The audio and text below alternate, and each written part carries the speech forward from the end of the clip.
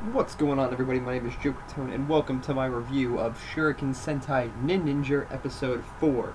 Now, we got a little bit going on in this episode, not too much. It was kind of more so just more development of the team, more so the Red Ninninger. I believe his name is Taka. He, kind of his development in trying to work as a team with the other Ninjers. This I thought was kind of weird, but also not at the same time. He seems very hot-headed to an extent, and, well, not really to an extent, but seems to do a mix of either go off on his own or want to work as a team. He seems very... I feel like I'm contradicting myself. He seems very kind of like a solo person, but also thinks teamwork is like good, thinks that them working together is good.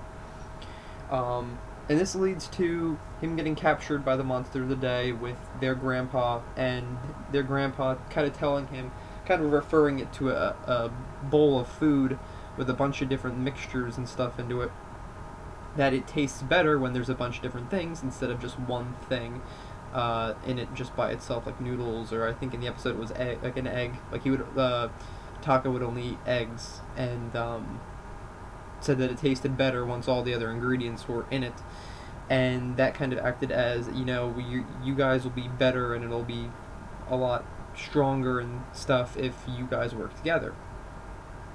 So with them working together, they are able to turn one of the shurikens that they got from the villains when they defeated one of their villains a while back. One of those shurikens turned into a new disc that could summon a new Zord, and this Zord was a green elephant that had its tusks or whatever were like Gatling guns, and as you can see in the picture, when it combines with the Megazord, it makes two axes.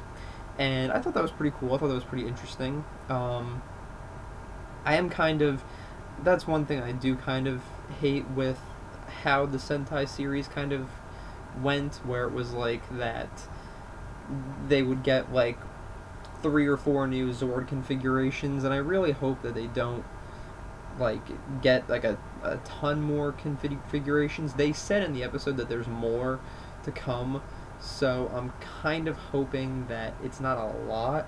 Maybe like 2 more or 3 more we get shown. Because I don't know. I hate the countless Zords and stuff, and where in Kyuuger that made sense because each of the 10 batteries had a Zord with it. You know, that's one thing, and I don't know. Just, I feel like that was one thing that Go Busters did right. They really didn't get... They had, like, the 3 main Zords, the Lion, the Frog, and then Gold and Silver's Zords, which I think that was it. I think that was all the Zords that they had in that season. But yeah, I just... and you know, and people will probably hate me or whatever, or disagree with me, and that's fine, you know, to each their own. I just hate the countless Zords, because then it just gets hard to remember, like, all the Zords in a season and stuff in a while. They all just start kind of blending together, and... But yeah, so, me personally, instead of getting a new Zord, I would have much rather had a new configuration for the 5 that they already have, like how the red and blue Zords can go on to the middle cockpit.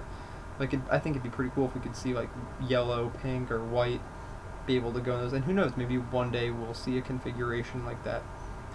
But yeah, you know, all in all, it was a pretty good development episode, I guess. It took a very unique approach by actually teaching kind of a lesson about the bowl of food, and, like, that if there's multiple things in it, it tastes better than just having the one ingredient, and comparing that to the team working as a whole instead of just one individual person.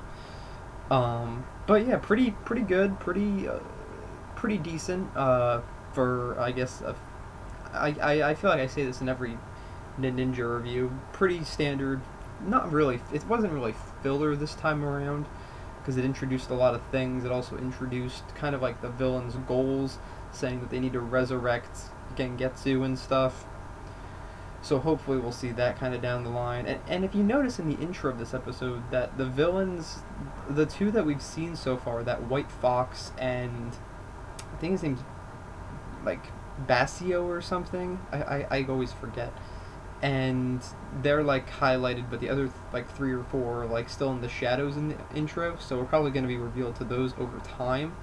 So that's pretty cool. That's pretty interesting that they did something like that. But other than that, there was nothing too much to talk about. I know this seems kind of rushed, but yeah, I actually saw this episode not yesterday, but Monday, and I've just been way too busy to actually like sit down, talk about it, and bring it out. So if I missed anything or anything, just maybe leave it in the comments or something. Just let me know. And I know this, like I said, this is kind of rushed, but also not there was stuff to talk about, but there wasn't anything to talk about. The new Zord configuration's pretty cool. It looks not overly silly, as a lot of Zords tend to look like. But yeah, so just leave a comment down below if I forgot anything, or if, you want to just write down what you think. Whatever works. Like and favorite.